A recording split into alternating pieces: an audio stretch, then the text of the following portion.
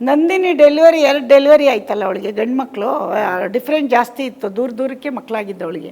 First ಮಗು ಆದಾಗ ಅವ್ನು ಮನೇಲೇ ಇದ್ದ, ನೀವು ನಂಬಲ್ಲ, ಮನೇಲೇ ಇದ್ದ, ವಾಟರ್ ಟ್ಯಾಂಕ್ ಮನೆ ಅದೇ ಬಾಡಿಗೆ ಮನೆಯಲ್ಲಿ ಮೇಲಿದ್ದ. ನಾನು ನಮ್ಮ ಡ್ರೈವರ್ ಕರ್ಕೊಂಡು 3 ಗಂಟೆಗೆ ಹಾಸ್ಪಿಟ್ಲಿಗೆ ಹೋದೆ, ಅವ್ನು ಮನೇಲೇ ಮೇಲಿದ್ದ. ಅವ್ನು 7 ಗಂಟೆಗೆ ಧ್ವನಿ ಕೊಡೋಕ್ಕೇನೋ ಹೋಗೋಕೆ ಇಳಿದವನೇ, ಇಳಿದ್ಬಿಟ್ಟು ಅಮ್ಮ ಎಲ್ಲಿ, ನಂದಿನಿಯಲ್ಲಿ ಇನ್ನೊಂದು ಮನೆಯಲ್ಲಿದ್ದಾರೆ ಅಂತ, ಅದೇ ಹೊಸಕೆರೆಯಲ್ಲಿ ಮನೆಗೆ ಹೋದ್ರ ಅಂತ ಹೇಳ್ಬೇಡ ಅಂತ ಹೇಳಿದ್ದೆ. ಹಾಸ್ಪಿಟ್ಲಿಗೆ 9:05ಕ್ಕೆ ಫೋನ್ ಮಾಡಿದೆ ನಾನು, ಏನಂತ, ಮಗ ನಿಂಗೆ ಅಳಿಯ ಹುಡ್ತಾ ಅಂತ. ಏನಮ್ಮ ನೀನು ಅಂತ ಅವ್ರು ಕೇಳಿದಾಗ ಹೇಳ್ಕೊಟ್ಟು ಬಂದಿದ್ದೆ ಡ್ರೈವರ್ಗೆ. ಮತ್ತೆ 5 ಗಂಟೆಗೆ ಹೋಗಿ ಬಟ್ಟೆ ತೊಗೊಂಡು ಬಂದ್ವಿ, ಡಾಕ್ಟ್ರು ಹೇಳಿದ್ರು ಇವತ್ತು ಡೆಲಿವರಿ ಆಗುತ್ತೆ ಅಂತ.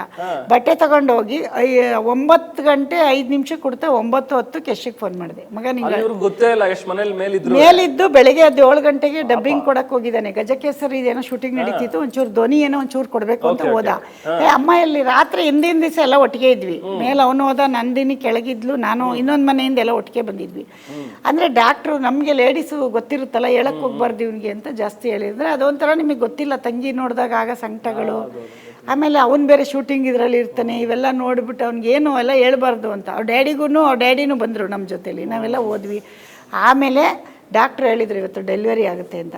ಆಮೇಲೆ 9 ಗಂಟೆ 5 ನಿಮಿಷಕ್ಕೆ ನಾನು ಅವನು ಡಬ್ಬಿಂಗ್ ಸ್ಟುಡಿಯೋಯಿಂದ ಸೀದಾ ಹಾಸ್ಪಿಟ್ಲಿಗೆ ಬಂದ್ಬಿಟ್ಟು ಸಖತ್ ಒಂದು 5 ನಿಮಿಷ ಬೈದ, ಏನು ನೀನು ನನ್ನ ತಂಗಿದೆ ನನಗೆ ಹೇಳಲ್ಲ ಹಂಗೆ ಹಿಂಗೆ ಅಂತ. ನಾನು ಆಮೇಲೆ ಒಂದೇ ಹೇಳಿದೆ, ನೀನು ನೋವು ತಿಂತೀಯ, ಅವಳು ತಿಂತಾಳ, ಅವಳು ತಾನೇ ತಿಂದ್ಲು, ನೀನು ಅವೆಲ್ಲ ನೋಡಬೇಕಾ, ಬಿಡು ಹೋಗ್ಲಿ, ಖುಷಿಯಾಗಿರು, ನಿನ್ನ ಗಳಿಯ ಹುಟ್ಟಿದ್ದಾನೆ ಅಂತ.